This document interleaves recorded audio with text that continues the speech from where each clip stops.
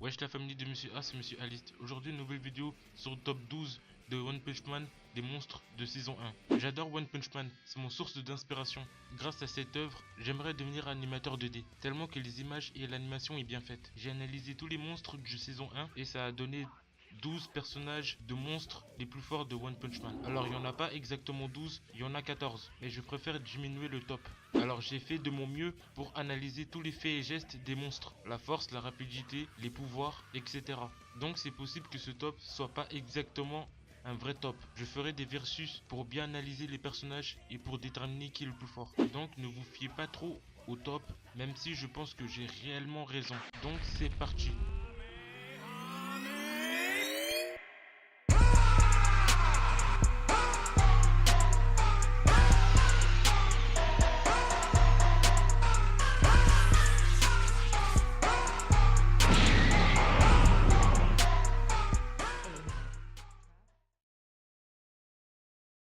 On commence le top plutôt fort, sans mauvais jeu de mots. Elle vient du labo humain. C'est plutôt une jolie femme ou plutôt une jolie créature. Mousse mythique. En 12e position, la reine des moustiques. Un être prototype créé par Genus et donc un membre de la maison d'évolution. De par sa nature, la femme moustique n'a qu'une seule but dans la vie, assouvir sa soif de sang. Un désir insouciable qui lui procure d'ailleurs beaucoup de plaisir. Sa forme finale est plutôt féroce. Elle arrive à détruire un immeuble d'un simple coup de patte. Elle a de la vitesse et de la force. Mais bon, ça ne suffira pas contre les autres personnages dans ce top.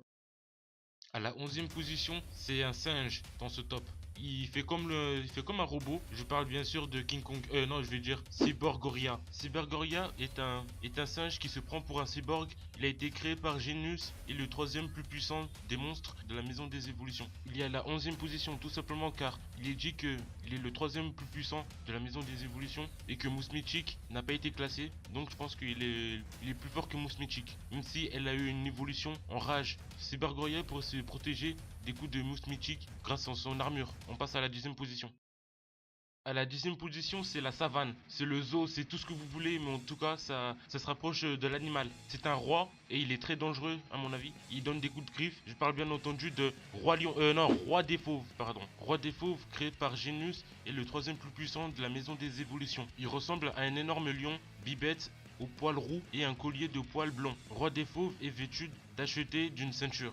Il est très arrogant et impitoyable. Il est à la 10e position tout simplement car il est plus fort que Cyborgoria et Mousse Mythique. Il est le deuxième plus puissant des maisons des évolutions, pardon. Et il est juste avant Cyborgoria et Mousse Mythique. Donc pas besoin de me justifier. On passe à la suite, à la 9e position.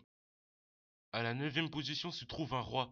Et il est super moche, à mon humble avis. Il dirige le peuple des cieux. Il a des ailes, il a des pieds comme des corbeaux. Je parle de roi des cieux. Roi des cieux est un être mystérieux dirigeant le peuple des cieux. C'est une créature ressemblant légèrement à un humain, mais dont la peau est rouge. Les cheveux hirsutes sont blancs et les pieds sont en fait des serres d'oiseaux. Comme je vous l'ai dit, il est très moche. Alors il est à la 9e position tout simplement car il balance des boules de feu et que le roi des fauves ne peut pas faire ça. Il sait voler et pas le roi des fauves. Et je pense qu'avec ses griffes, il pourrait faire comme le roi des fauves, c'est-à-dire déchirer les immeubles avec ses pieds. Mais bon, on l'a pas vu faire. Et je pense que le roi des cieux est assez fort, à mon avis, comme le roi des mers. Enfin bref, on passe à la 8e position.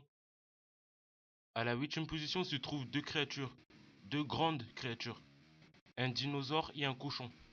Je parle de roi des enfers et le roi des temps anciens. Le roi des temps anciens est un énorme être mystérieux qui a déclaré, d'après la défaite des rois des souterrains et le roi des mers, l'heure était venue pour les dinosaures de reprendre le contrôle du monde. Il apparaît uniquement dans l'anime. Le roi des temps anciens est un énorme tyrannosaure à la peau marron et aux yeux rouges, avec des symboles jaunes sur son front. Le roi des enfers est un être mystérieux apparaissant uniquement dans l'anime et dont le niveau de désastre est dragon. Franchement, il a l'air balèze vu ce qu'il a fait. Alors je mets ces deux-là à la 8e position tout simplement car je pense qu'avec un simple coup de pied, le roi des cieux, il part en vrille totale. Soit il est écrasé, ou soit il part de l'autre côté de la planète avec un simple Robert de la main. Donc je pense que les deux créatures est largement plus supérieure au roi des cieux. Même si le roi des cieux balance des boules de feu sur ces deux monstres, je pense qu'il ne fera pas le poids. Donc on passe à la 7e position. D'ailleurs le 7e position, je l'aime bien. À la 7e position se trouve un poisson très puissant que j'aime bien. Il a la classe, il a la force, il a le punch et il donne des grosses frappes très douloureux. Je parle bien entendu de Oji dans One Piece. Mais non, je rigole, je parle de Roi des mers dans One Punch Man. Roi des mers ou roi des profondeurs est l'être qui dirige le peuple de la mer. C'est une créature humanoïde avec des caractéristiques propres à un poisson, telles que une peau verte, deux nageoires sur la joue, deux moustaches longues sur son menton et aussi des mains et pieds palmés et avec une couronne qui certifie bien que c'est un roi. Alors j'aime bien ce personnage tout simplement parce qu'il donne des grosses pêches et la première fois que je l'ai vu quand il donnait des pêches, il m'a fait super rigoler. Alors il est à la 7ème position tout simplement car quand le roi des tons océans a dit que le roi des mers était mort, il était le temps pour lui de diriger le monde. Donc à mon humble avis, je pense qu'il ne pouvait pas battre le roi des mers. De plus, il est très rapide, il a la force et il donne des coups comme Mike Tyson. Donc je pense qu'il est largement plus fort que les deux créatures à la 8ème position. Donc voici le roi des mers, voilà. À ne pas confondre avec Uji bien sûr, qui est naze. On passe à la 6ème position, c'est le premier de la maison des évolutions. C'est un scarabée géant et franchement il m'a fait le gaulerie quand il s'est transformé à sa forme finale.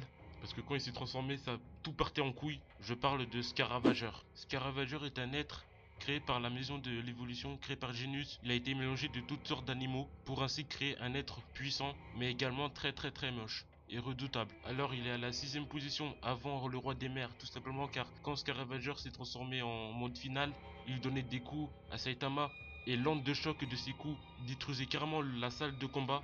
Et qui plus est, la salle de combat, je pense qu'il a été bien construit et il a réussi à le détruire. Scaravageur donne des coups comme un fou furieux, tout comme le roi des mers, mais je pense que le Scaravageur est encore plus fou dans sa tête. De plus de son extrême rapidité, il ne peut plus s'arrêter jusqu'à une semaine, donc je pense qu'il a largement la place à la 6ème position. Mais bon, c'est pas sûr qu'il bat le roi des mers, mais je ferai des versus pour bien analyser les personnages. Donc on passe à la 5ème position.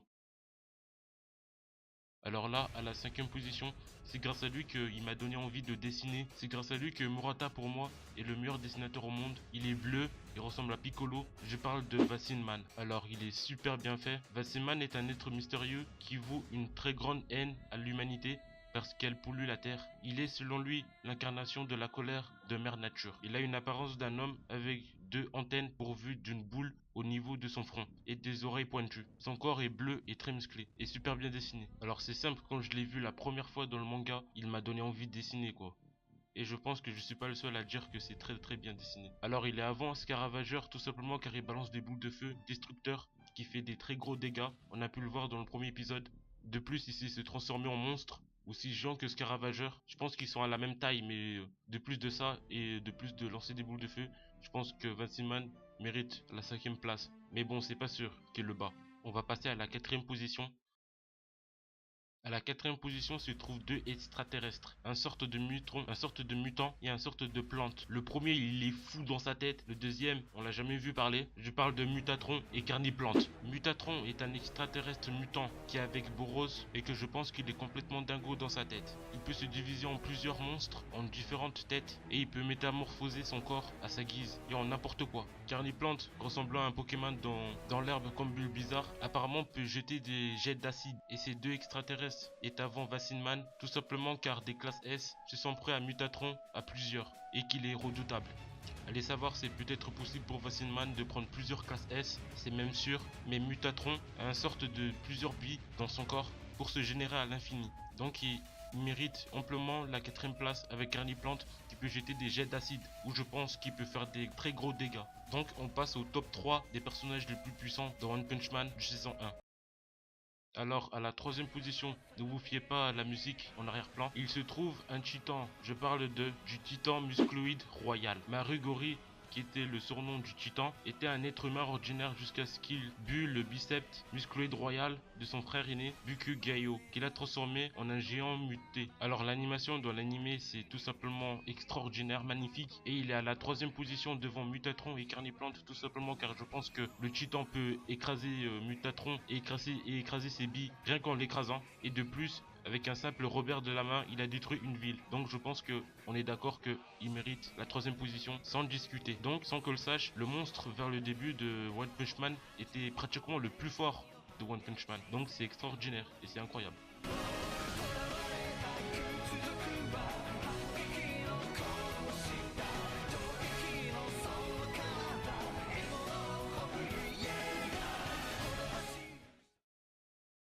À la 2ème position se trouve un poulpe qui peut contrôler l'espace et la matière. Je parle de Psycho Poulpe. La première fois quand il a vu Saitama, il avait trop la classe, surtout sa voix modifiée. Psycho Poulpe, l'un des 3 gardes d'élite de Boros, est un pieuvre bleu qui a une très forte télékinésie au point de contrôler la lumière et créer des trous noirs. Alors il est à la deuxième position tout simplement car je pense qu'il a la même force que Tatsumaki, pas forcément parce qu'on l'a pas vu réellement sa force à Psycho Poulpe, mais au point de créer des trous noirs pour prendre la lumière. Je pense qu'il est assez fort, même plus fort que Tatsumaki à mon avis, bien sûr.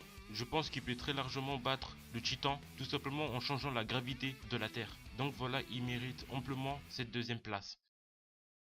On passe à la première position et je pense qu'on est tous d'accord que la première position est largement plus forte que les autres. Je parle de Boros, le chef de la guilde des pillards de l'espace.